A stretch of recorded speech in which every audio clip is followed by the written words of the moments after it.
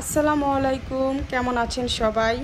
আর আমরা তো একদমই ভালো নাই, সেটা হয়তো দেখেই বুঝতে পারতেছেন। এই যে হচ্ছে আমাদের ঘরের অবস্থা। তো গতকালকে রাতে ভোরের বেলায় যে বৃষ্টিটা হলো, সেই বৃষ্টিতে আমাদের ঘরের এই অবস্থা হয়েছে।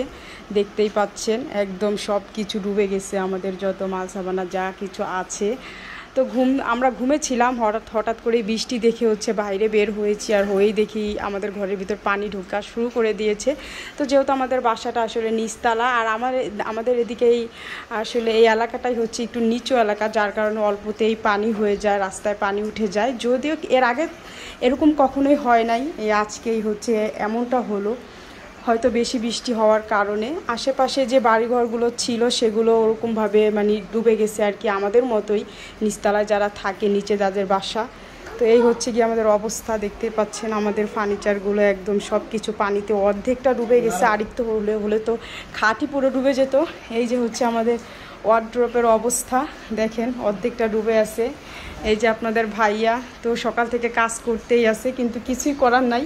যদিও এগুলো একটু উঁচু টুচু করে আমরা একটু মানে রক্ষা করতে চাইছিলাম, কিন্তু পারি নাই, এগুলোর উপর দিয়ে উঠে গেছে। আর এই যে হচ্ছে ড্রেসিং টেবিলের অবস্থা। তো আমাদের মনের অবস্থা তো ভীষণ খারাপ সবার। এই অবস্থায় আর কেমন থাকা উচিত বলেন? এদিকটা আপনাদের ভাইয়ারও মন খুব খারাপ, তাকে দেখে আরও বেশি খারাপ লাগতেছে আমার। আসলে তার ফার্নিচারগুলোর জন্য হচ্ছে বেশি মায়া লাগতেছে, কারণ এগুলো যদিও আমাদের তেমন দামি কোনো ফার্নিচার না, কিন্তু আমাদের কাছে আসলে অনেক অনেক কষ্ট করে আপনাদের ভাইয়া এগুলো কিনছে, যার কারণে খুবই কষ্ট হচ্ছে। আর এই ফার্নিচারগুলো হচ্ছে মালয়েশিয়ান ওক কাঠ, যে নতুন বের হয়েছে এখন। আমরা বুঝতে পারি নাই আসলে, না বুঝেই কিনে ফেলছি। এগুলো হচ্ছে পানি লাগলেই নষ্ট হয়ে যায়।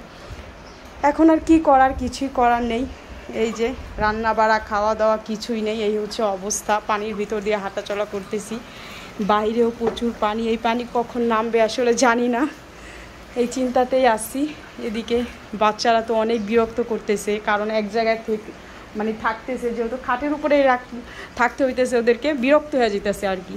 কোথাও নামতেও পারতেছে না, কিছু করতেও পারতেছে না। আমার বাচ্চার তো কান্নাকাটি শুরু করছে, মানে অনেক খারাপ একটা অবস্থা।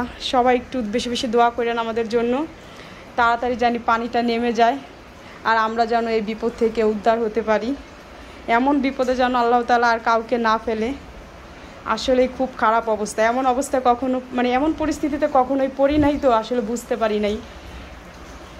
ইয়ার পরে এই যে ইয়ামিনও সকাল থেকে কাজ করতেছে অনেক। এতটুক পানিতে এতটুক পরিমাণ কষ্ট করি, আর যারা সুনামগঞ্জে এখন বুঝতেছি যে অনেক জায়গায় বড় বড় বন্যা হয়। কিছুদিন আগে তো সুনামগঞ্জ ওখানেও হচ্ছে প্রচুর পরিমাণে পানি হয়েছিল। তো তাদের কি অবস্থা হয়েছে, তারা তো ঘর বাড়ি রেখে তারপরে অন্য জায়গায় গিয়ে আশ্রয় নিতে হয়েছে।